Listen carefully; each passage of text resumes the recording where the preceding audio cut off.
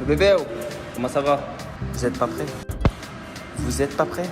Grosse coronesse à qui voudra aller sur le côté de Jordan cette année. Grosse couille à lui.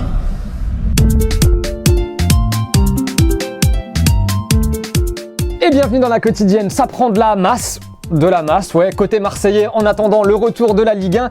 Ceci dit, c'est osé ce qu'il a fait Payet, parce que si par malheur, à ma vie, se fait bouffer pendant un match dans son couloir la saison prochaine, vous savez très bien que cette vidéo sera utilisée contre lui, alors qu'il avait rien demandé, le pauvre bonhomme. Grosse couille à lui. Et en attendant le retour de la Ligue 1, premier match, certes amical, mais premier match quand même entre deux équipes de Ligue 1 depuis que le championnat a été arrêté. Lyon a battu Nice 1-0 ce week-end grâce à un penalty d'Oussem Aouar. Rendez-vous le 31 juillet pour la finale de la Coupe de la Ligue face au PSG pour les Lyonnais. Avant le match retour des huitièmes de finale de Ligue des Champions, ce sera face à la Juve le 7 ou 8 août prochain.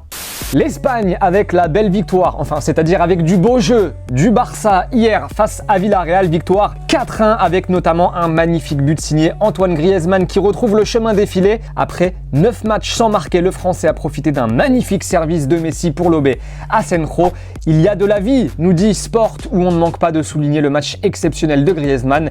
Ressuscité, nous dit quant à lui le Mundo Deportivo. On va en reparler dans quelques instants de ces deux unes, parce que vous savez très bien de quoi ces unes nous ont aussi parlé. Mais en attendant, le Real, lui, l'a emporté 1-0 grâce à un but de Sergio Ramos, de nouveau sur penalty. Et une nouvelle fois, l'adversaire du Real aurait pu bénéficier d'un penalty lui aussi après une faute potentielle du même Sergio Ramos. On peut comprendre que côté barcelonais, ça commence à rager fort. Alors il y a quelques instants, on vous parlait des unes. Et ben on va les revoir, mais en zoomant un peu cette fois-ci la presse catalane. Et on commence avec une honte. La VAR donne un penalty au Real et en ignore un pour Bilbao. C'est ce que nous dit le Mundo Deportivo. Et nouveau scandale de la VAR en faveur du Real. Titre Sport. D'éclat de Bartomeu, le président du Barça, c'était hier par rapport à toutes ces polémiques. Une victoire de plus pour le Real Madrid et je vais répéter mon message, cela me fait de la peine car nous avons le meilleur championnat du monde et la VAR n'est pas à la hauteur, il semble que cela favorise toujours la même équipe.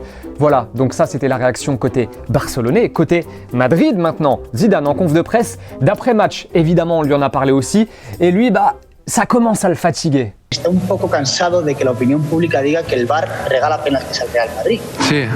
Sí, estoy cansado porque al final siempre hablamos de lo mismo. Parece que nosotros ganamos los partidos solo por el tema de los árbitros. Hay que respetar al Real Madrid, hay que respetar a los jugadores lo que están haciendo en el campo. Et petite question du jour, on vous la pose, nous, selon vous, le Real est-il favorisé par l'arbitrage, voilà, ou alors pas du tout, selon vous, c'est un débat pourri, ça arrive aussi au Barça d'avoir des pénaltys, dites-nous ce que vous en pensez, le Real, avantagé ou pas, on vous attend. Allez, c'est l'heure du ballon dans la quotidienne, le foot, le vrai, celui qu'on aime tout simplement, et on commence avec une question mon petit Clément, est-ce que tu connais le Ronaldinho de Biélorussie ? C'est qui? C'est comme ça qu'on le surnomme, le bonhomme. Regarde, c'est lui. Il s'appelle Vitali Lizakovic. Il joue au Shakhtar et il est vraiment sensationnel, ce joueur. Bon, vous comprenez maintenant pourquoi sa maman, même elle, le surnomme le Ronaldinho de Biélorussie. Il le mérite vraiment, ce surnom. But exceptionnel à présent en D2 espagnol avec le Deportivo La Corogne. On vous laisse savourer, c'est trop beau.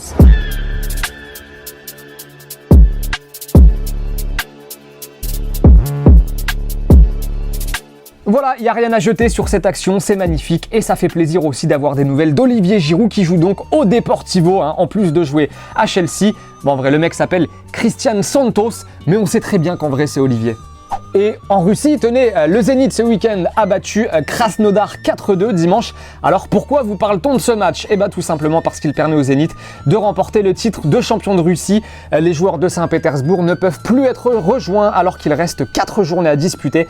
On rappelle que Malcolm joue toujours au Zénith Saint-Pétersbourg. Il était d'ailleurs titulaire pour ce match. C'est le 6e titre de champion de l'histoire du Zénith. Et pendant ce temps-là, en Allemagne, ce week-end, le Bayern, oui, comme par hasard, a remporté la coupe en s'imposant 4-2 face au Bayer Leverkusen, tout ça après avoir remporté la Bundesliga. Et merci Corentin Tolisso de filmer le soulevage de trophées. Ouais, ça nous fait des images à montrer comme ça.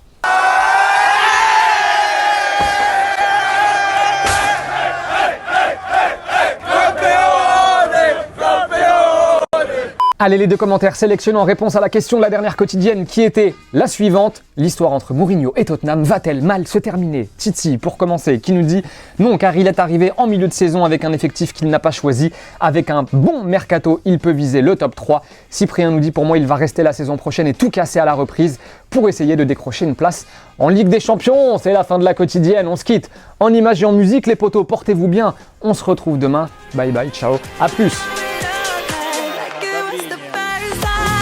Посмотрите, что он творит!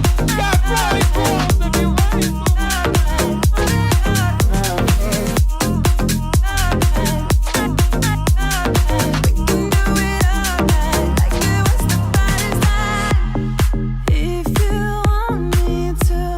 Et n'oubliez pas les amis d'aller jeter un coup d'œil aux autres contenus exclusifs de Téléfoot. On est toujours là pour vous, et oui. Et on n'oublie pas aussi, évidemment, d'aller s'abonner. Salut!